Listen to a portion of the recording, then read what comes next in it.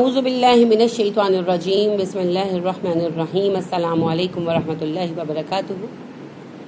اللہ رب کریم کے ہاں جو کام شدید گناہ کا باعث ہیں اور سخت پکڑ کا سبب بنیں گے، ان میں سے ایک بڑا اہم کام ناانصافی ہے، اور ناانصافی بھی اگر بیویوں کے مابین ہو تو، کیونکہ یہ بڑا قریبی رشتہ ہے نا۔ تو اللہ رب کریم ارشاد فرماتے ہیں سورہ نساء آیت نمبر 3 میں، جب ایک سے زائد شادیوں کی اجازت دی گئی اور کہا گیا کہ تم 4 تک شادیاں کر سکتے ہو، تو ساتھ ہی فرما دیا گیا اگر تمہیں عدل نہ کر سکتے کا خوف ہو تو پھر ایک ہی بیوی کافی ہے، یا پھر اس کے علاوہ تمہاری ملکیت میں آئی ہوئی کنیز، یہ زیادہ بہتر ہے اس سے کہ تم ناانصافی کرو اور ایک طرف جھک پڑنے سے بچ جاؤ۔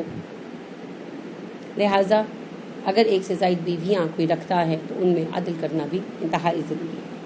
اللہ رب کریم سورہ نساء کی آیت نمبر 129 میں ارشاد فرماتے ہیں، تم طاقت نہیں رکھتے کہ بیویوں کے مابین پورا عدل کر سکو، اگرچہ تم ایسا کرنے کی حرص رکھو، البتہ تم کسی ایک کی طرف بالکل مائل نہ ہو جاؤ کہ دوسری کو بالکل معلقہ لٹکا ہوا ہی چھوڑ دو۔ اگر تم اصلاح کرو گے اور اللہ سے ڈر کر رہو گے تو بے شک اللہ بہت بخشنے والا اور مہربان ہے۔ تو شادیاں کرنے کا حق مردوں کو ہے، یہ ان کا ایک ذاتی حق ہے جس کے لیے کسی طرح کی کوئی اجازت بیوی کی یا کسی کی درکار نہیں ہے۔ البتہ ایک بات مرد کو اپنے فائدے کے لیے یاد رکھنا ہوگی کہ اگر ایک سے زائد بیویاں ہوں تو ان کے مابین عدل کریں، ٹھیک ہے؟ ان کو خرچہ ایک جیسا ملنا چاہیے، ان کے ساتھ تعلقات ایک جیسے ہونے چاہیے، انہیں وقت ایک جیسا دیا جائے اور کسی بھی طرح کسی کے حق میں کمی نہ کی جائے۔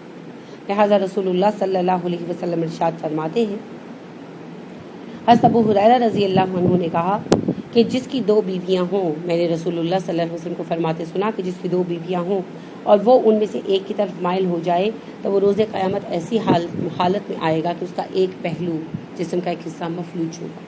یہ ابو داؤد کی روایت ہے۔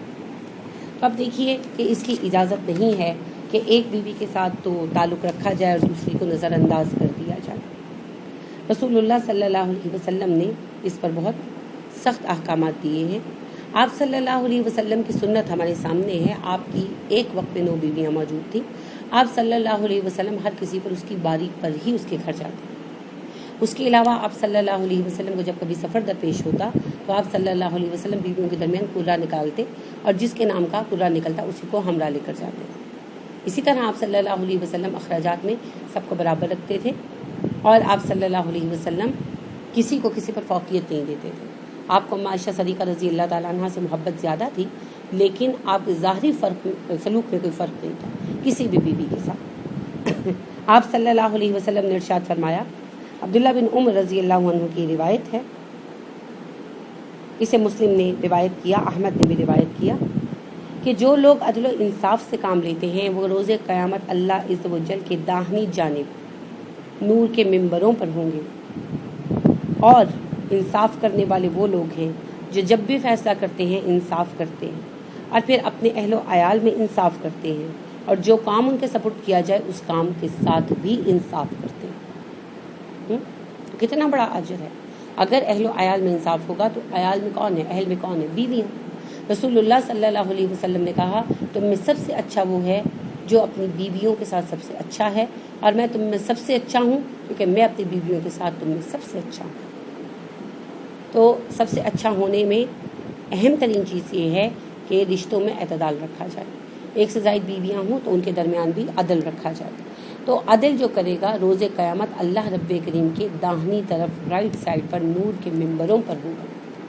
یہ چھوٹا اجر نہیں ہے، بہت بڑا اجر ہے۔ اصحاب الیمین میں ہونا، سورہ واقعہ میں آپ نے پڑھا ہوگا نا، فَأَمَّا إِن كَانَ مِنْ أَصْحَابِ الْيَمِينِ فَسَلَامٌ لَكَ مِنْ أَصْحَابِ الْيَمِينِ۔ اگر مرنے والا اصحاب الیمین میں سے ہے تو اصحاب الیمین کے لیے سلامتی ہے، سبحان اللہ۔ تو آپ اصحاب الیمین میں ہوں گے، ایسے مرد ایسے بھائی ہمارے۔ اور اس کے لیے شرط کیا ہے؟ 2 بیویاں اگر ہوں، 3 بیویاں ہوں، 4 بیویاں ہوں تو ان کے درمیان عدل۔ تو جو بھی حضرات ایک سے زائد شادیاں کریں یا کر چکے ہیں تو بیویوں کے درمیان عدل کریں۔ اگر کوئی ناانصافی کر چکے ہیں تو اس کے لیے جو ہے یعنی ان کو راضی کریں، ان کو اس کا کوئی نعم البدل عطا کریں، تو بیویوں کے درمیان برابری رکھیں۔ یہ ہم پر فرض کر دیا گیا ہے۔ اللہ ہمیں انصاف کرنے کی توفیق عطا فرمائے۔ سبحانک اللہم و بحمدک ونشہد ان لا الہ الا انت ونستغفرک ونتوب الیک۔ السلام علیکم ورحمۃ اللہ وبرکاتہ۔